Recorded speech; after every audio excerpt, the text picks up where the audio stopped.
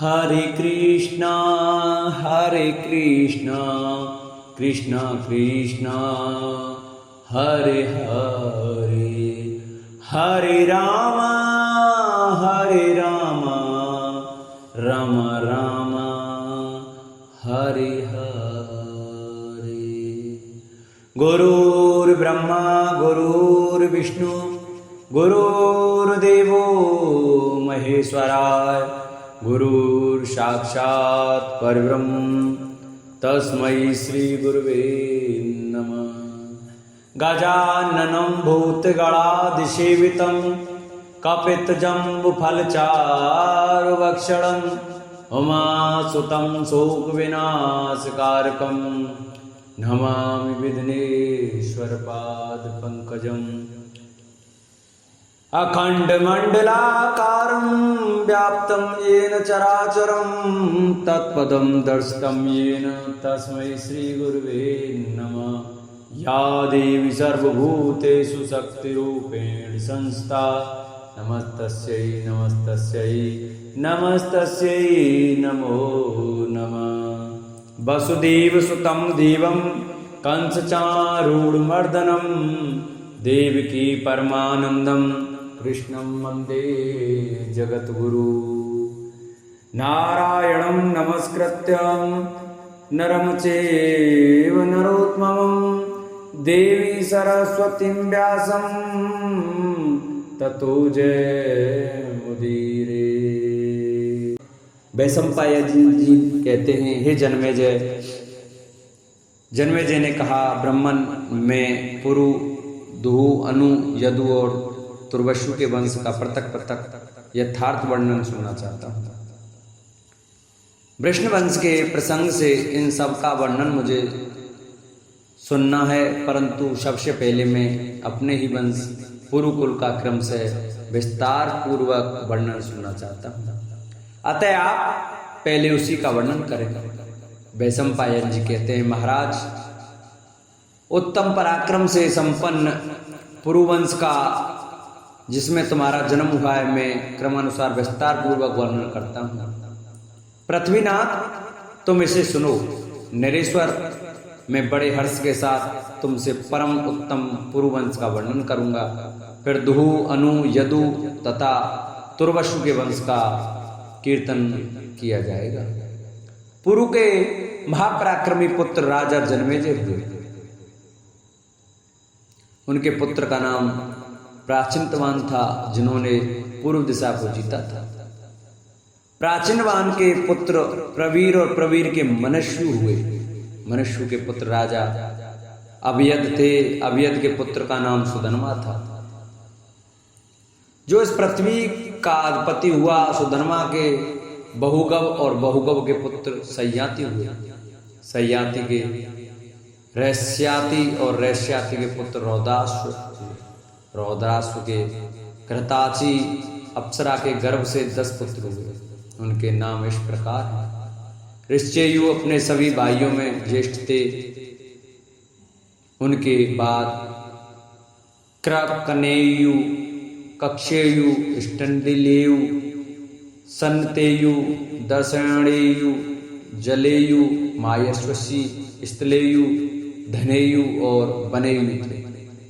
इनके सिवा रौदाश्व के 10 कन्याएं भी थी, जो पुत्र का धर्म के अनुसार ब्याही जानी थी। राजेंद्र, उन कन्याओं के नाम इस प्रकार हैं: रुद्रा, सुद्रा, भद्रा, मलदा, मल्हा, खलदा, नलदा, सुरसा, गोचपला तथा स्त्री रत्नकूटा। वे कुल मिलाकर 10 थी। अत्रि कुल में उत्पन्न महर्षि प्रभाकर उन सब के पति हुए। उन्होंने रुद्रा के गर्भ से यशस्वी सोम को पुत्र रूप में उत्पन्न किया। राहु से आहत होकर जब सूर्य आकाश से पृथ्वी पर गिरने लगे और समस्त संसार में अंधकार छा गया, उस समय प्रभाकर ने ही अपनी प्रभा फैलाई। महर्षि ने गिरते हुए सूर्य को तुम्हारा कल्याण हो यह कहकर आशीर्वाद दिया। उन ब्रह्मर्षि के इस वचन से सूर्यदेव पृथ्वी पर नहीं गिरे। महातपस्वी प्रभाकर ने सब गोत्रों में अत्रि गोत्र की ही श्रेष्ठता स्थापित की। अत्रि के यज्ञों में उन्हीं के प्रभाव से देवताओं ने धन प्रस्तुत किया था। महात्मा प्रभाकर ने रौद्राक्ष की पुत्रिका धर्म के अनुसार प्राप्त हुई कन्याओं के गर्भ से एक से ही नाम वाले 10 पुत्रों को जन्म दिया, जो सदा उग्र तपस्या में तत्पर रहने वाले थे। राजन वे शव के शव वेदों के पारंगत विद्वान तथा गोत्र प्रवर्तक ऋषि हुए। स्वस्त्रात्रेय नाम से उनकी ख्याति हुई, परंतु वे अत्रि गोत्री पिता के धन से वंचित रहे, क्योंकि पुत्री का धर्म के अनुसार वे अपने नाना के पुत्र थे। कक्षियु के सवानर, चाक्षुष और परमन्यु ये 3 पुत्र हुए। तीनों ही महारथी थे। सवानर का पुत्र विद्वान राजा कालानल हुआ। कालानल का धर्मज्ञ पुत्र सृज्य नाम से विख्यात हुआ। सृज्य के पुत्र वीर राजा पुरज्य हुए। महाराज पुरज्य का पुत्र जन्मेजय हुआ। राजर्षि जन्मेजय के पुत्र महाशाल हुए, जो देवताओं में भी विख्यात थे और इस पृथ्वी पर भी उनका यश फैला हुआ था। महाशाल के धर्म पुत्र का नाम मामना था। वे एक वीर पुत्र के रूप में उत्पन्न हुए थे। माँ यशस्वी महामना का देवता भी सम्मान करते थे। भरत नंदन महामना ने 2 पुत्रों को जन्म दिया, धर्मज्ञ उसीनर और महाबली। तितिक्षु उसीनर की 5 पत्नियां थीं, जो राजर्षियों के कुल में उत्पन्न हुई थीं। उनके नाम इस प्रकार हैं: नृगा, क्रमी, नवा, दरवा और 5वीं दृष्टवती। उनके गर्भ से उसीनर के 5 पुत्र हुए थे, जो अपने वंश की मर्यादा को ऊंचे उठाने वाले थे। भारत वे अपने वृद्ध पिता के महान तप से उत्पन्न हुए थे। नृगा के पुत्र नृग थे। क्रमी के गर्भ से क्रम का जन्म हुआ था। नवा के पुत्र नव तथा दरवा के सुब्रत हुए तथा दृष्टवती के गर्भ से उसी नर कुमार राजा शिव का जन्म हुआ। शिवी को शिव देश का राज्य मिला और नृग को यौध्य प्रदेश का, नव को नवराष्ट्र तथा क्रम को क्रमिलापुरी का राज्य प्राप्त हुआ। सुब्रत के अधिकार में अम्बष्ट देश आया। अब शिवी के पुत्रों का वर्णन सुनो। शिवी के 4 वीर पुत्र हुए, वृषधर्व, सुवीर, मद्रक तथा केकय। ये चारों राजकुमार तीनों लोकों में विख्यात थे। इनके समृद्धशाली जनपद भी इन्हीं के नाम से प्रसिद्ध होकर वृषधर्व, सुवीर, मद्रक तथा केकय कहलाए। अब तितुक्ष की संतति का वर्णन सुनो। भारत तितुक्ष के पुत्र महाबाहु राजा उपद्रत हुए, जो पूर्व दिशा के अधिपति थे। इनके पुत्र का नाम फैन था। फैन से सुतपा का जन्म हुआ। सुतपा के पुत्र बलि थे। दानवराज बलि ही मनुष्य योनि में जन्म लेकर राजा बलि के नाम से विख्यात हुए। वे सोने का तरकश रखते थे। पूर्व काल में राजा बलि महान योगी थे। उन्होंने इस भूतल पर वंश की वृद्धि करने वाले 5 पुत्र उत्पन्न किए। उनमें सबसे पहले अंग की उत्पत्ति हुई। तत्पश्चात क्रम से बंग, सुह, पुंड्र तथा कलिंग उत्पन्न हुए।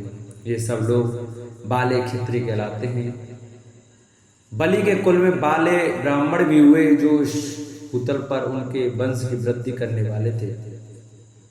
भरतनंदन ब्रह्मा जी ने बलि पर प्रसन्न होकर उन्हें निम्नांकित वर दिए थे। तुम महायोगी होगे, तुम्हारी आयु 1 कल्प की होगी, तुम युद्ध में अजय होगे, धर्म में तुम्हारी प्रधानता होगी, तुम तीनों लोकों की देखभाल करोगे, अथवा तुम तीनों लोकों की सभी बातें प्रत्यक्ष की भांति देखोगे। तुम्हारी संतति श्रेष्ठ समझी जाएगी। बल में तुम्हारी समानता करने वाला कोई न होगा।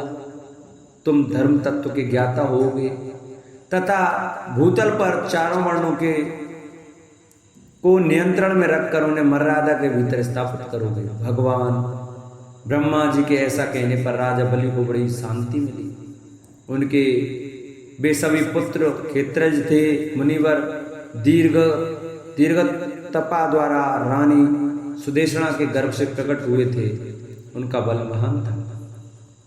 राजा बलि उन 5 निष्पाप पुत्रों को विभिन्न राज्यों पर अभिषिक्त करके अपने को कृतार्थ माना। उनका मन सदा योग में लगा रहता था। वे योग का आश्रय ले समस्त प्राणियों के लिए अजय हो गए थे। काल की प्रतीक्षा करते हुए सर्वत्र विचरते थे। राजन, दीर्घ काल के पश्चात उन्हें अपना स्थान सुतल लोक उपलब्ध हुआ। उनके 5 पुत्रों के अधिकार में जो जनपद थे उनका नाम इस प्रकार है: अंग, बंग, सुम, कलिंग और पुंड्रक। अब तुम मुझसे अंग की संतानों का वर्णन सुन लो। अंग के पुत्र महान राजधिराज दधिवाहन थे और दधिवाहन के पुत्र राजा दिविरथ हुए।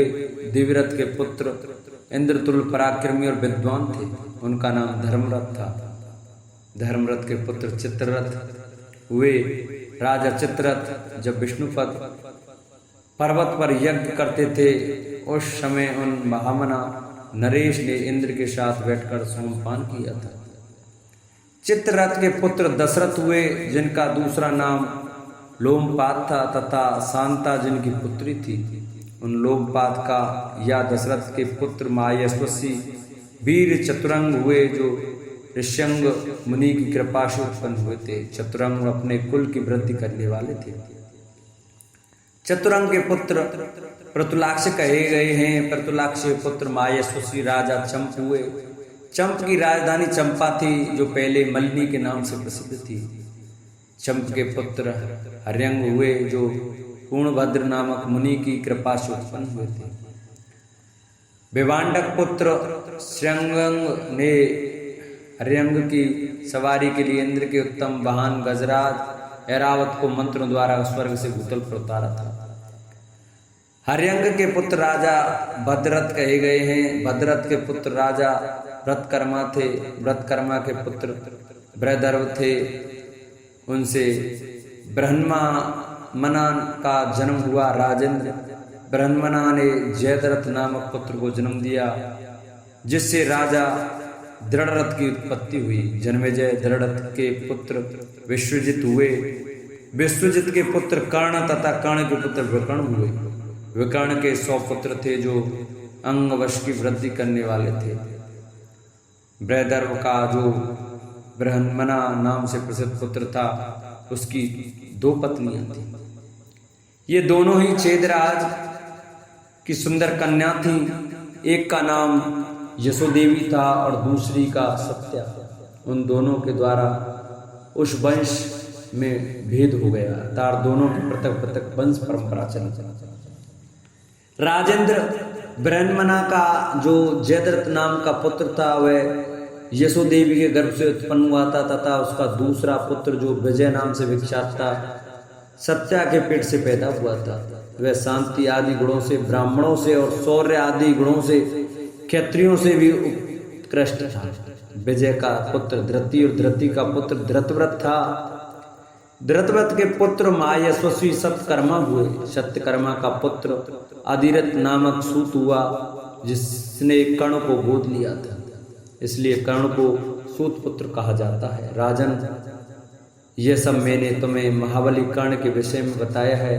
कर्ण का पुत्र वृषसेन हुआ और वृषसेन का पुत्र वृष कहा गया है। ये सब अंकवंशी राजा मेरे द्वारा बताए गए हैं, जो सत्यव्रती महात्मा पुत्रवान तथा महारथी थे। महाराज पृथ्वीनाथ, अब मैं रौद्राक्ष कुमार ऋषिय के वंश का वर्णन करूंगा, जिसमें तुम्हारा जन्म हुआ है। तुम इसे सुनो।